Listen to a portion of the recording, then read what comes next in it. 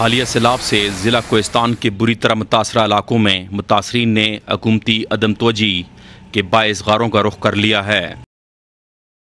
شارع قراقرم اور رابطہ سڑکوں کی طویل بندش سے ضلع میں خوراک کی کمی کا مسئلہ شدت اختیار کر چکا ہے اور متاثرین مکئی کے دانوں کے ختم ہونے پر درختوں کے پتے کھانے پر مجبور ہیں۔ بہت سارے لوگ نالے کے ساتھ جو رہ رہے تھے وہ ان کے گھر جو تھے وہ تباہ ہو گئے ہیں، پیچھے غاروں میں رہ رہے ہیں۔ آج تک کوئی سرکاری اہلکار یہاں پہ ہم نے آئے ہوئے کوئی دیکھے ہی نہیں ہے۔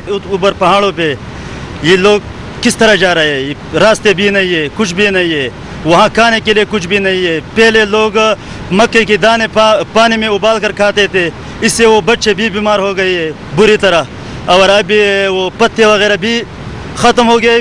کوئی کھیتوں میں وغیرہ سبزی وغیرہ تھی ہمارے پہاڑی، تو ابھی یہ جو لوگ سامان لیتے ہیں اوپر پہاڑوں پہ، وہ لوگ جو ہے نا راستوں میں یہ زہریلے پتے بھی کھاتے ہیں۔ کیا کرے اور کوئی ان کا چارہ نہیں ہے۔ متاثرین شارع قراقرم پر دریائے سندھ کے سیلابی ریلے میں بے جانے والے پلوں کے مقامات سے پل اثرات یعنی خطرناک چیئر لفٹ کے ذریعے دریا عبور کرتے ہیں، جس کے باعث 4 مزید افراد لقمہ اجل بن چکے ہیں۔ ہماری سب سے بڑا پرابلم جو ہے وہ مین کیس شہر ریشم کی ہے، جن کی 3 بڑے پل مکمل طور پہ ختم ہو گئے تھے، اور اس کے علاوہ ابھی تک ان کو بنانے کے لیے کوئی بھی مناسب بندوبست نہیں کیا گیا ہے۔ لوگوں نے اپنی مدد آپ کے تحت تھوڑی بہت رسیاں وغیرہ کھینچی ہے، اور حال ہی میں 2-3 دن پہلے سر دوبیر نالے پہ جو ایک رسی بنائی گئی تھی ڈولی سی، وہ گر گئی تھی اور 4 بندے اس میں بھی فوت ہو گئے تھے۔